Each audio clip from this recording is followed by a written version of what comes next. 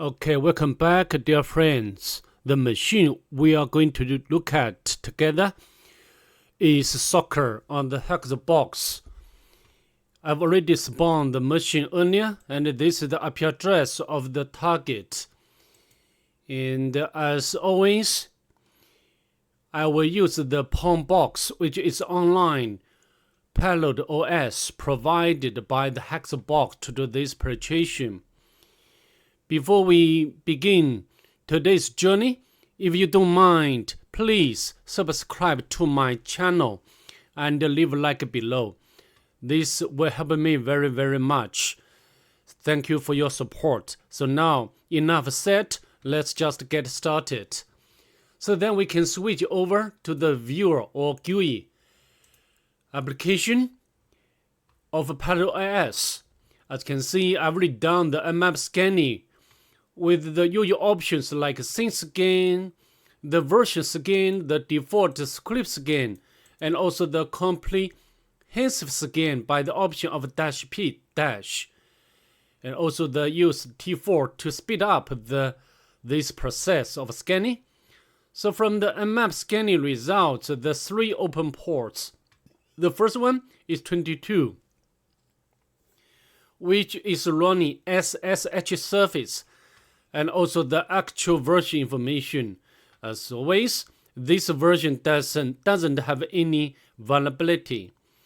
The second one is 80, which is running HTTP service, but this time the version is injects.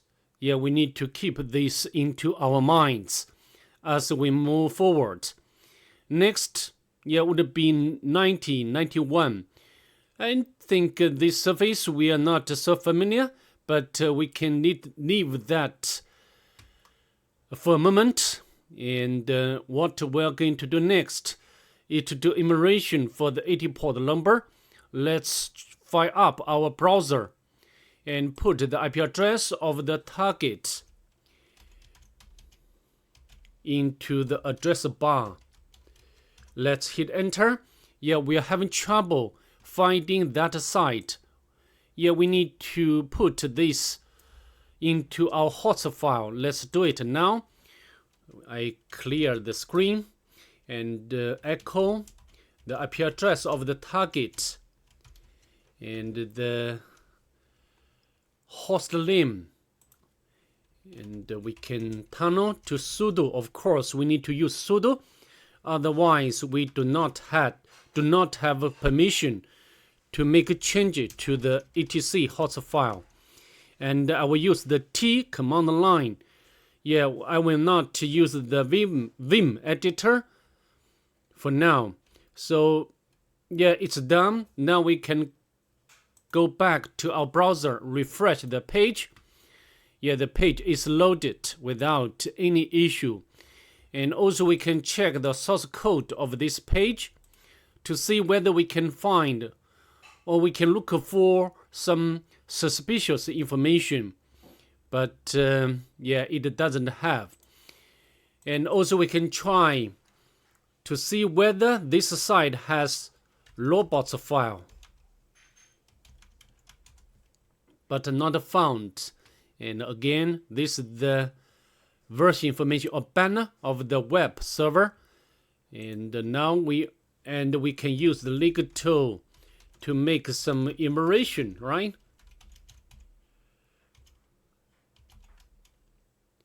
Or we can use the domain name. It doesn't matter. Soccer. To be honest, I don't like soccer anyway. And we just let it run to see which kind of information about this web application can be got. You know, the legal tool is so useful for the web application enumeration because it often reviews some misconfigurations, some local vulnerabilities, not local, some vulnerabilities, and also some common files. But in this case, this legal tool doesn't reveal any useful information.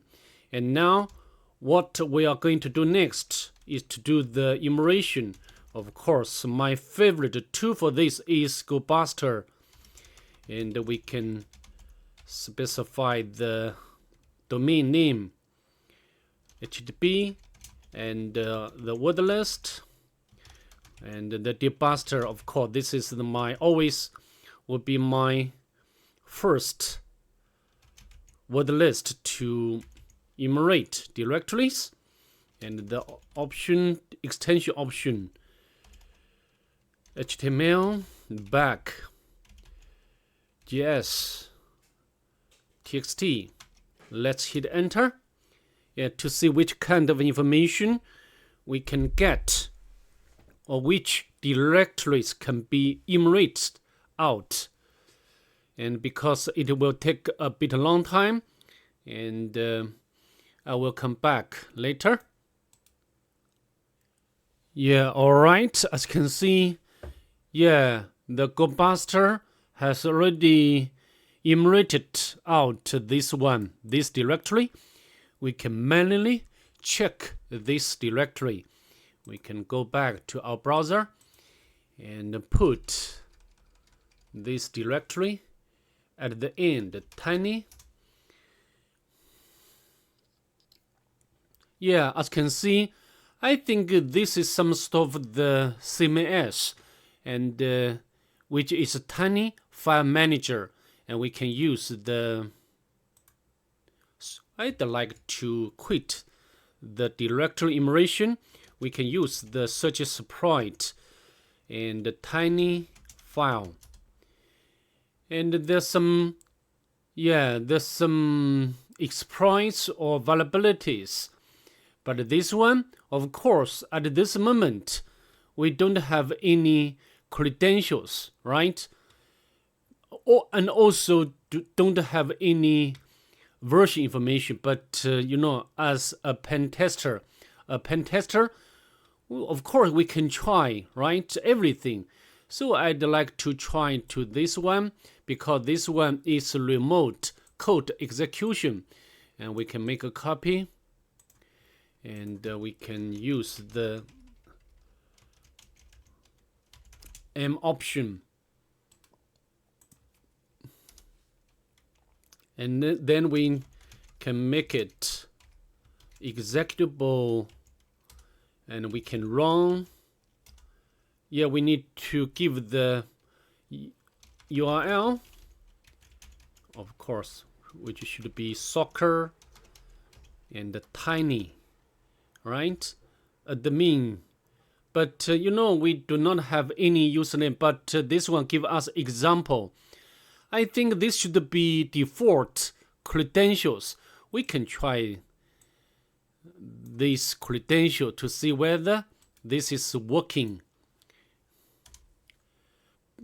Uploaded unsuccessful, but it's fine. Although, yeah, this one is not successful. We can try these credentials manually, and we can make a copy and use this credential to log in admin.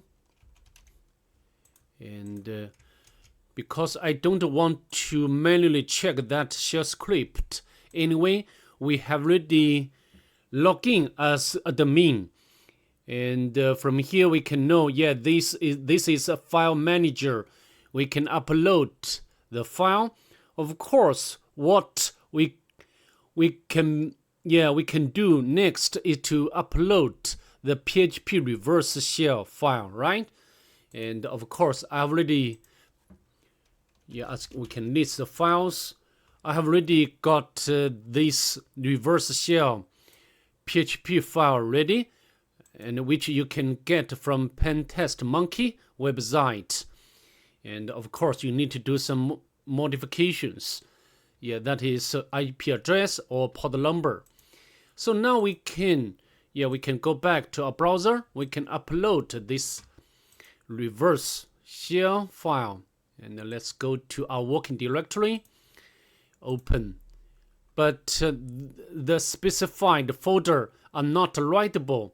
So maybe we need to find somewhere else to upload. And we can go back And maybe we can go into this directory, tiny, and try it again. Upload and select the file, but again isn't writable. And we can go back. Maybe, yeah, also under this tiny directory, there is another directory or subdirectory which is uploads. We can click on that. At this moment, this folder is empty. Then we can upload and select this shell again. It looks like it's working, and this is the destination folder. Of course, we can access this one to get the reverse shell. But before we access that file, we need to set up the listener by netcat sudo, and the port number should be the same as the PHP reverse file configuration. Sorry about that. Then we can go back to our browser, and then we can HTTP soccer and the tiny and uploads, and the file name is shell php. Let's press enter. Yeah, it's working. And now we go back to our terminal. As you can see, we got the reverse shell. And the first thing, yeah, we need to get the TTY session, or we can use the Python. Yeah, Python 2 is not there. Python 3. Yeah, Python 3 is fine. It's there. And we can import PTY module and spawn method bin bash. Yeah, this is much better. And next we need to do some local enumeration, right? And we can navigate to home directory. Yeah, we got only one user, the player. We can go inside this home directory. Yeah, but at this moment or so far, we do not have the permission to retrieve the user flag, right? And permission denied, which is fine. So what we're going to do next, you know, we need to do some more enumeration. In this case, we need to, yeah, you know, of course we can upload the linear shell script. You know, we can, yeah, I have already prepared this linear shell script, so we can set up the web server by Python. And then we can go back to our shell and we can upload this file, linears, and we can make it executable, linears, and run it. You know, this shell script is so powerful and useful for the local privilege escalation, which will go through all possible misconfigurations, local privilege vulnerabilities, escalation vulnerabilities, and also will review like process information, SUID commands, yeah, capabilities, and also can even enumerate out the files which contain the sensitive information like passwords. So yeah, this shell script is so useful. These two we must have at hand, okay, for the pen testing or to do the CTF machines. So we just wait for this to be finished.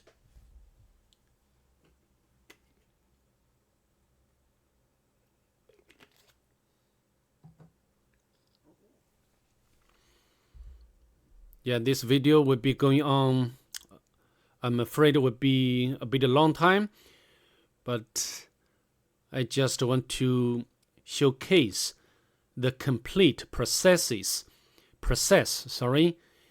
and also will try my efforts to explain the major or the key concepts and the techniques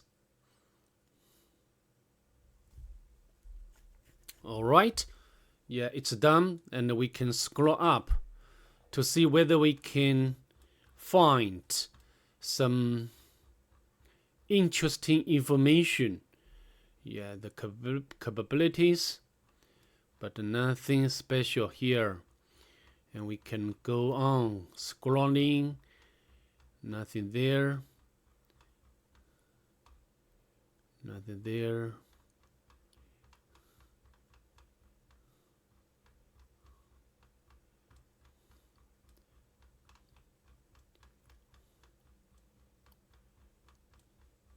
Yeah, current job information. Yeah, but nothing interesting or useful information we can get from the NumPy shell script. So I think we need to find some ways to make furthermore enumeration. For example, during the stage of the SQLMAP scanning, we have already know that the target is running injects. So maybe we need to go to the injects configurations directory to see whether we can find something useful or interesting. And we can navigate to injects, list the content.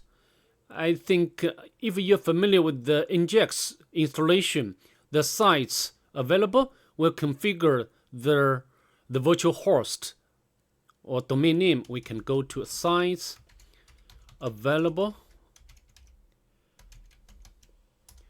Okay, interesting. There are two configurations. The first one, I think this configuration is for the soccer HTTP. Yeah, we have already visited this domain, but there is another one, soccer player. We can cut this one, player HTTP, and as you can see, yeah, also listen on the 80 port number, and the server name is this one. So this must be the hotline, sorry, the domain name or the subdomain name, and we can make a copy and note down onto our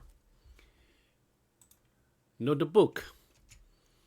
And also very interesting, yeah, the document, the root directory of the application or this server is under or inside the root directory.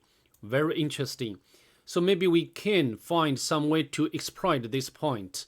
Okay, so I think since we have already know there is another subdomain, and the next we need to, maybe we need to put or append this subdomain to our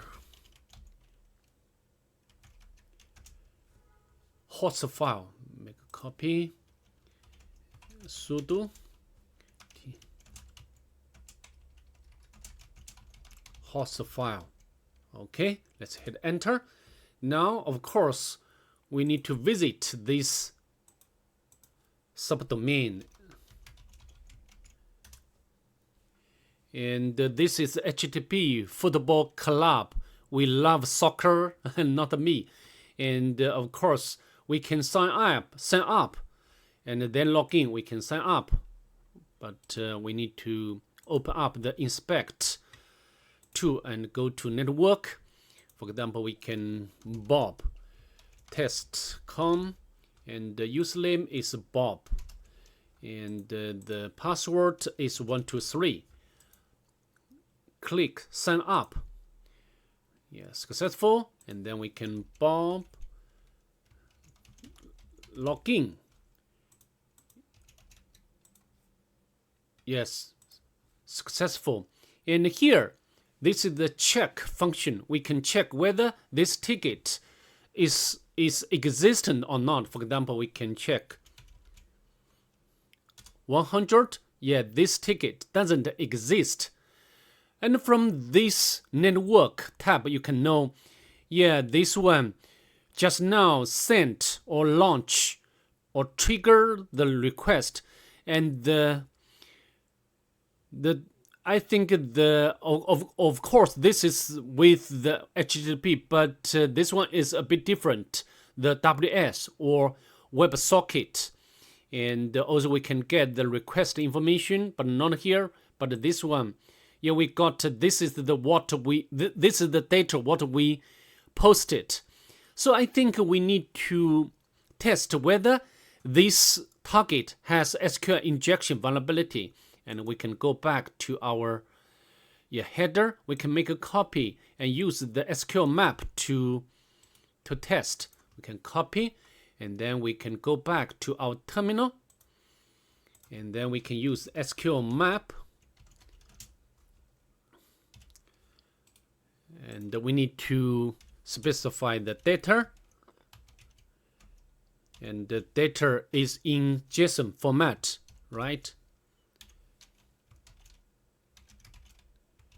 And the value, it doesn't matter, 1, 2, 3.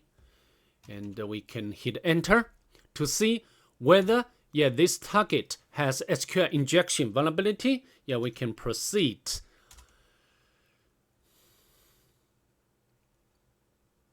Because I have some cache on this machine, my local machine. So it will go through this process very quickly. Anyway, this target does have the SQL injection vulnerability. Next, we can enumerate out the database information.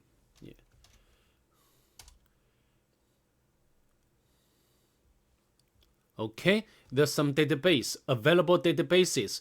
Of course, this one is our objective or the target, and we can use the uppercase D, soccer DB, and we want to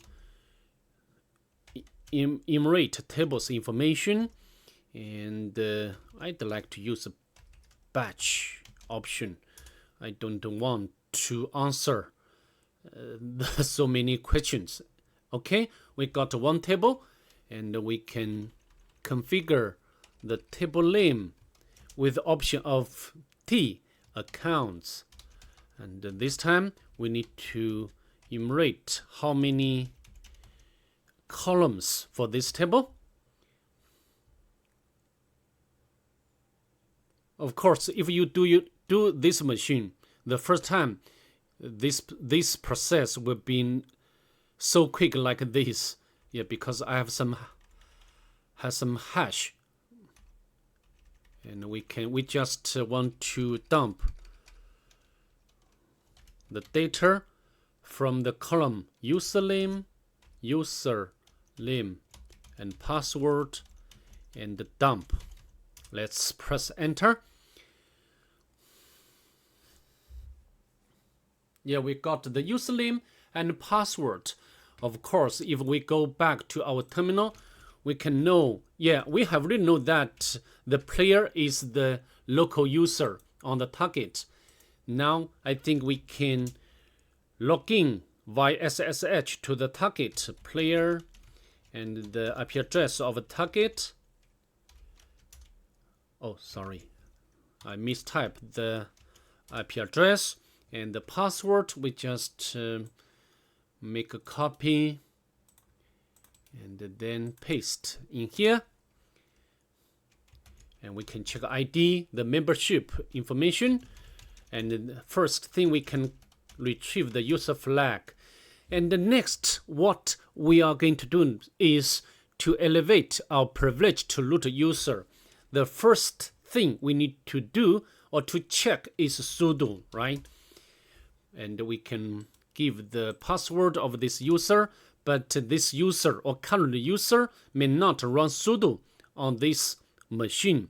And next, we can use the find command, perm option, and we just interested in file rather than directory, and redirect all errors. And I think the first one got our interest, DOS. To be honest, I'm not so familiar with this one, so I use the Google search engine to make some research. Yeah, this command provides a way to perform commands as another user. It aims to be a simplified and lightweight replacement for sudo.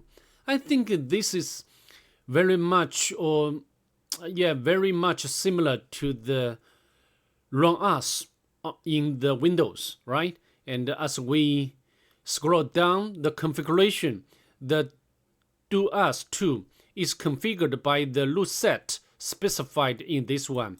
So if we want to look at the root set of the doas, we need to go to this directory or file name, and we can check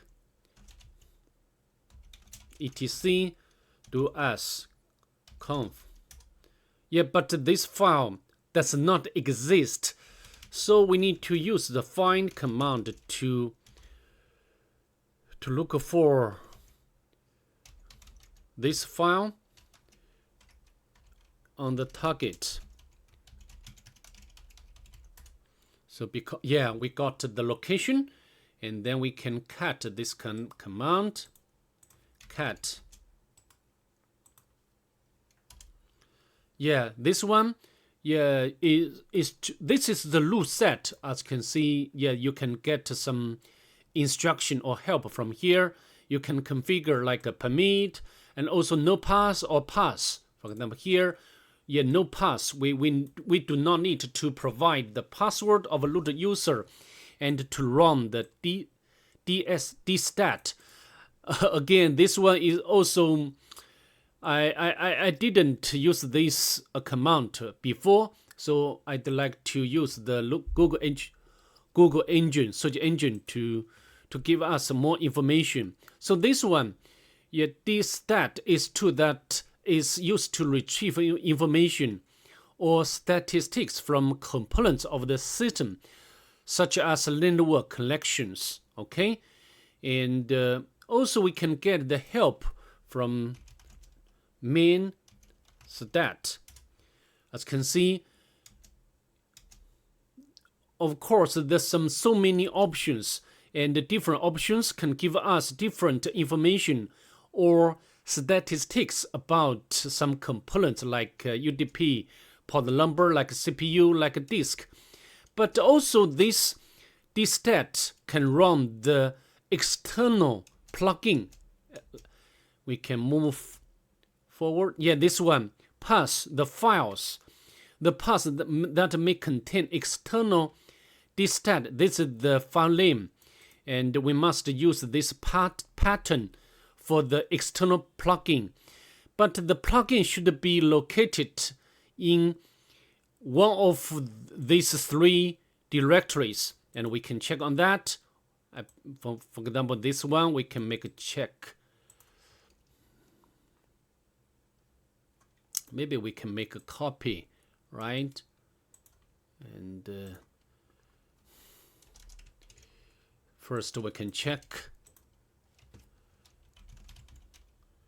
the option. But although yes, the target has this directory, but we do not have right or permission to, for example, like add files. However, another one we have.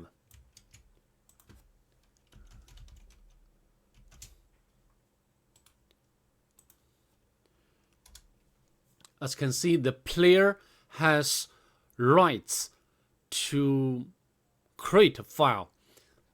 So I think we need to go inside this directory and then create the Python script. Of course, at this moment, there's nothing there. And as you can see here, this one, we can go back to our, not this one, because I'd like to display the menu of this command again. We can scroll down.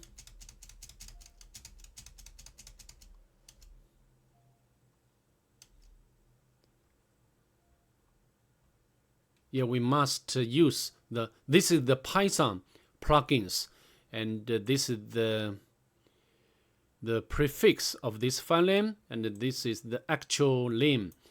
So I think dstat, maybe I can copy. I don't want to make a mistake. Please forgive me, and we can make a copy. And we can echo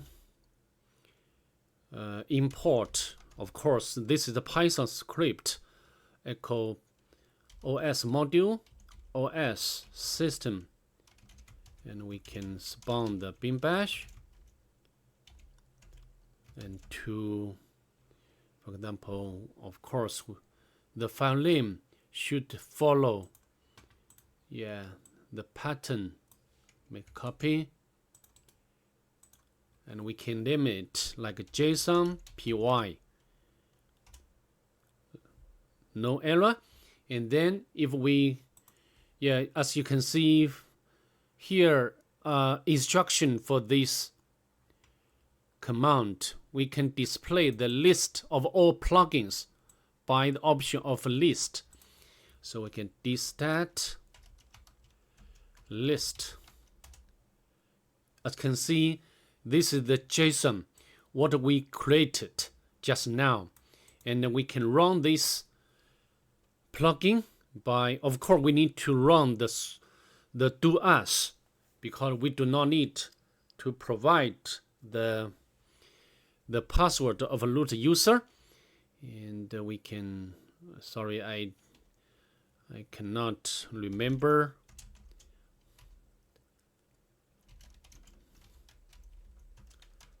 The pass for the doas. Yeah, this one. So we can make a copy, and then should be which one?